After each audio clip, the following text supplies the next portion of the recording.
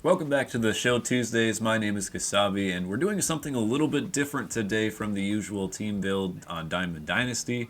Today we're using a historical roster from 2005, and we're going to be playing a franchise game between the Minnesota Twins and the Chicago White Sox. Twins are my favorite franchise, and Chicago, actually this year in 2005, won the World Series, so this should be a good matchup.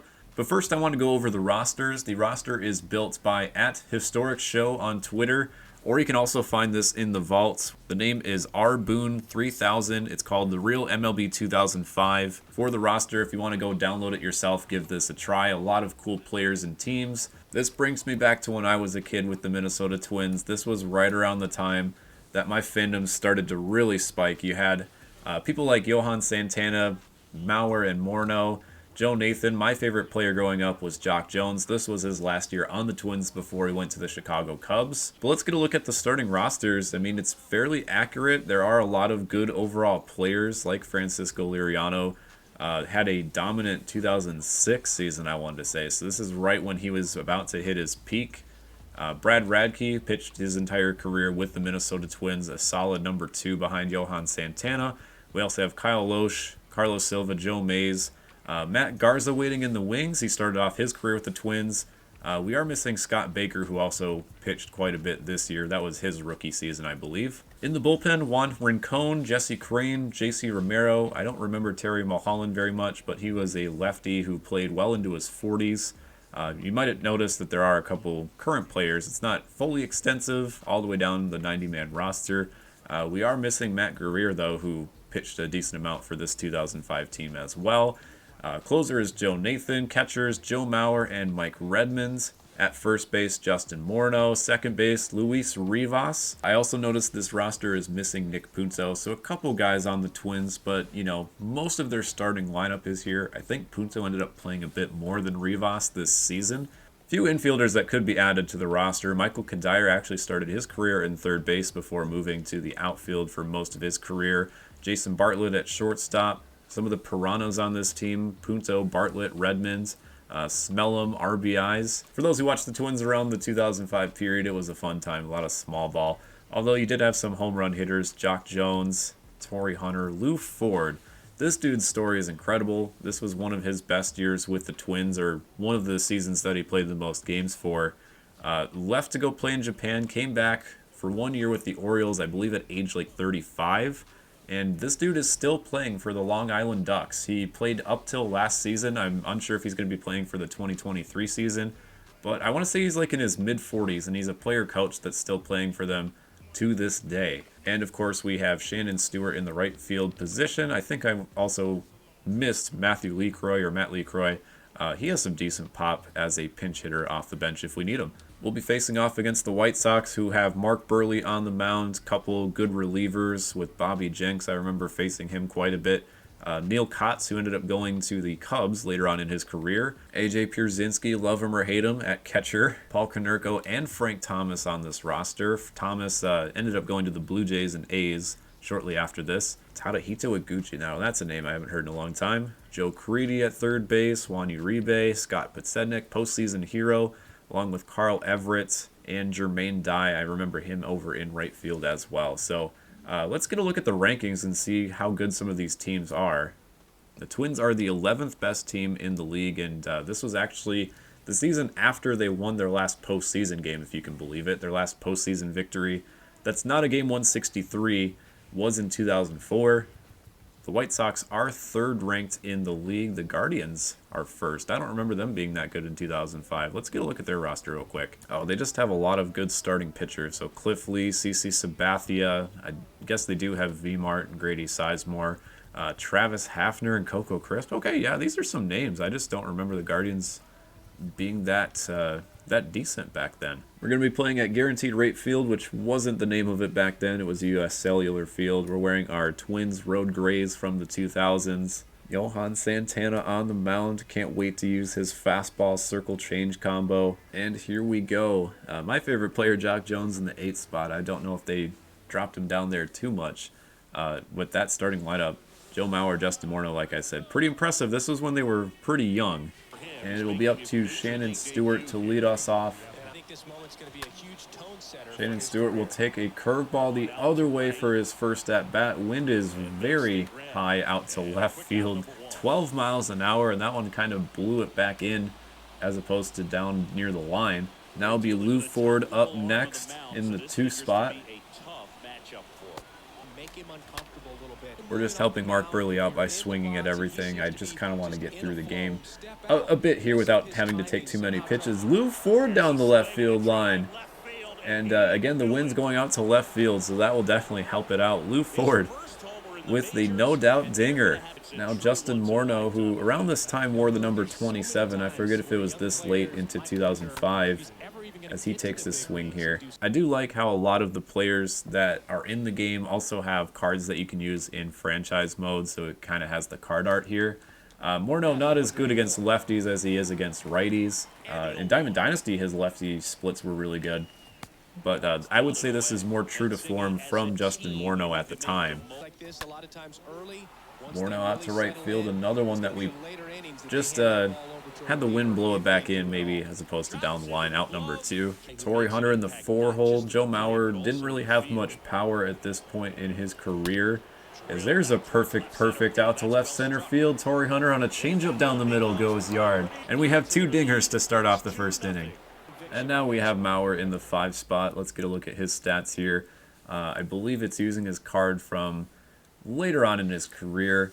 But as you can see, not quite his 2009 card. Contact's still a lot higher than his power.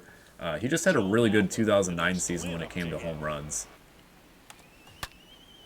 Mauer, a liner out to right field, and that's going to stay up long enough to reach the right fielder. So 3 flyouts to right field and a couple of dingers as you get a look there at Lou Ford leaving the yard just down the left field line. And now we'll get to use Johan Santana for the bottom of the first inning. So there's Johan Santana. Fantastic work put in for this roster, but also some of the player faces, as you see here. Johan Santana's is spot on, made by my friend Dr. Sublime. Check out some of his player creations in the vault, definitely. And here's Scott Podsednik to lead things off for the White Sox. So Johan Santana, 3 pitches. I remember early on in MLB The Show when I used him, he had a couple different fastballs, but here he has a circle change, a 2-seam fastball, and a slider. There's a circle change. You just kind of own that bottom part of the zone with the circle change, but that 2-seamer, you can mix in some movement. You have 2 different speeds that each kind of break the same way. And then just when you think you've read it, here's the slider tailing the other way. Good take there by Podsednik. Not too many guys feature a circle change as their primary pitch. I mean, you have some guys like Devin Williams who use the circle change. There's the strikeout on Podsednik.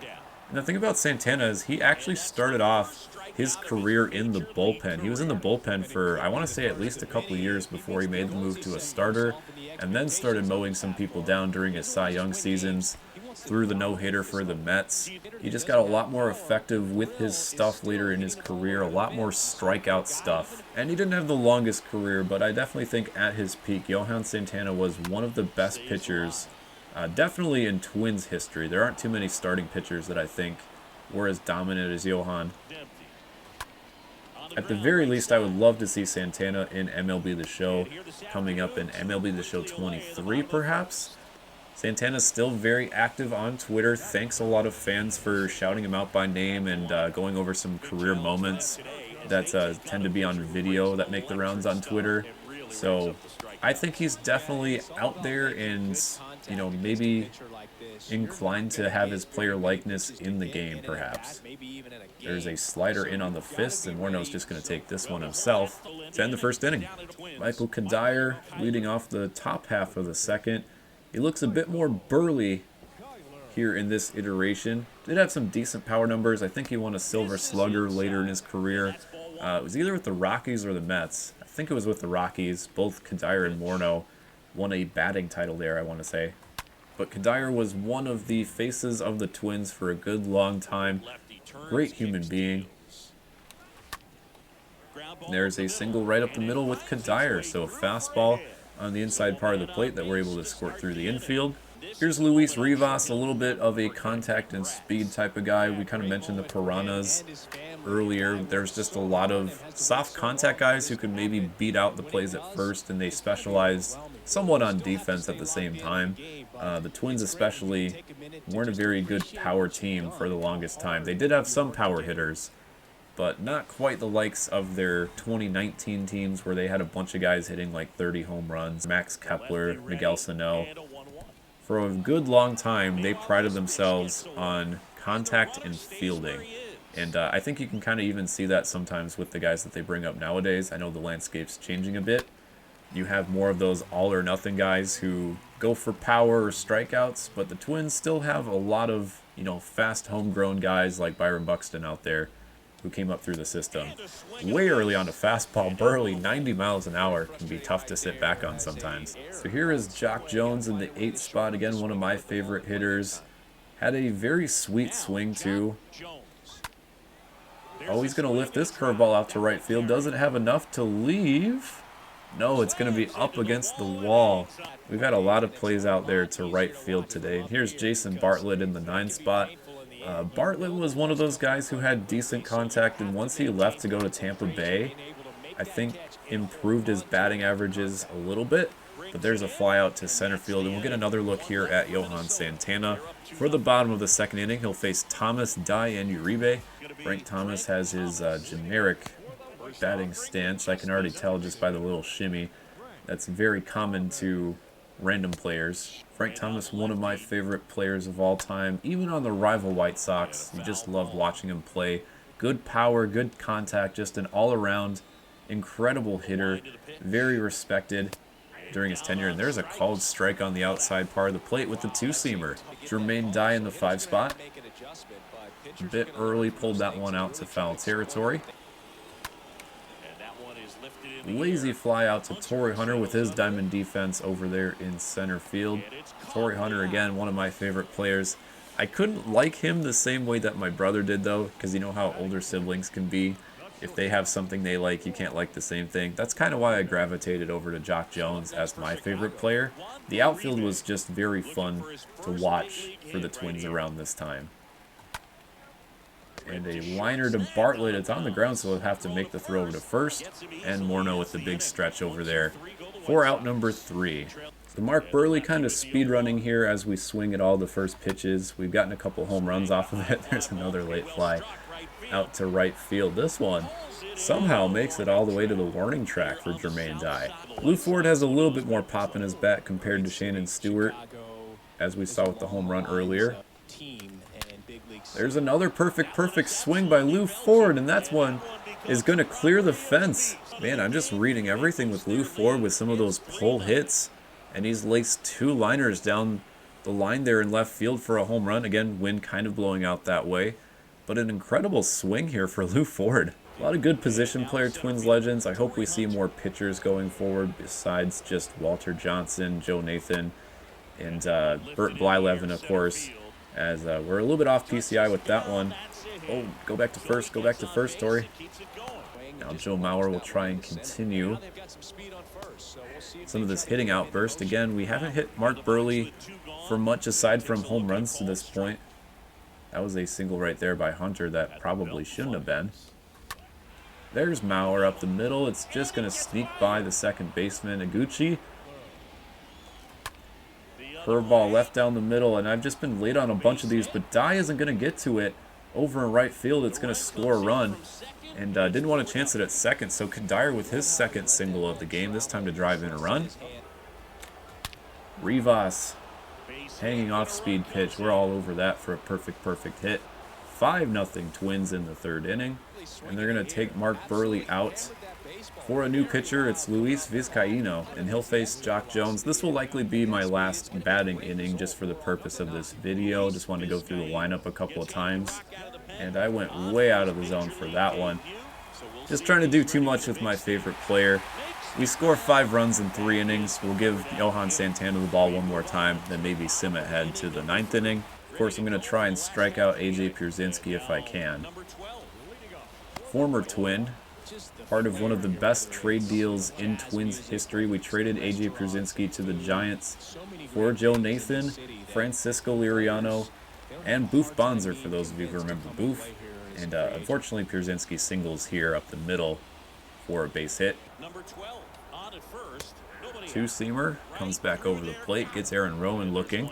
Joe Creedy in the 9th spot. He also played for the Twins at one point in his career. Slider inside. Can we get a double play here if they can turn it? Kadire over to Rivas, and return throw to Morneau for the double play. Johan Santana's faced the minimum, gave up one hit, but gets it right back on the double play. So we'll go ahead and simulate to the 9th inning. Chicago just scored their first 3 runs of the game.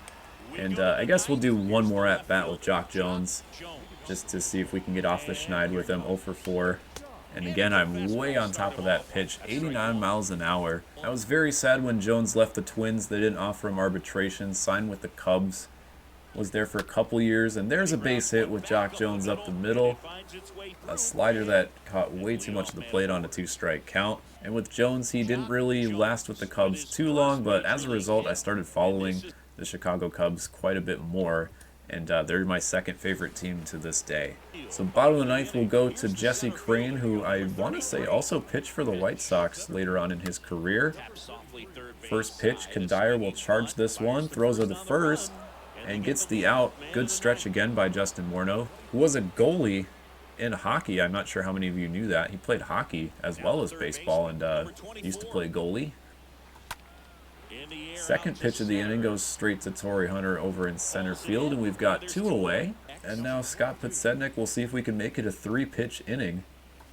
Indeed, he'll swing at the first pitch again, and Torrey Hunter will put this one away for the easy 1-2-3 inning.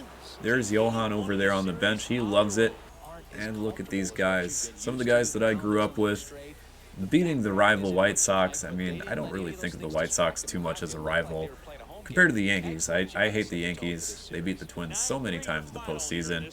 Lou Ford, though, hero of the day, a couple home runs with the user at bats. Torrey Hunter also with a long home run out to left center field. Ford's just cleared the lines over in left field. There's a good look at home run number 2. Wow, Lou Ford actually ended up going 5 for 6 with a couple home runs in the game. We weren't even controlling him beyond the first 2 at-bats. He just went nuts. And Johan Santana, 7 1/3, 6 strikeouts, 7 hits, gave up those 3 earned runs in the 8th inning. But we're back at the main menu. Let's go ahead and look at some of the best players in this franchise. Again, ignore Jacob deGrom and Mike Trout. Not meant to be there. There's just not the full 90-man roster. That would be an incredible Herculean effort to do. So there are a few instances where there are a few players who don't belong.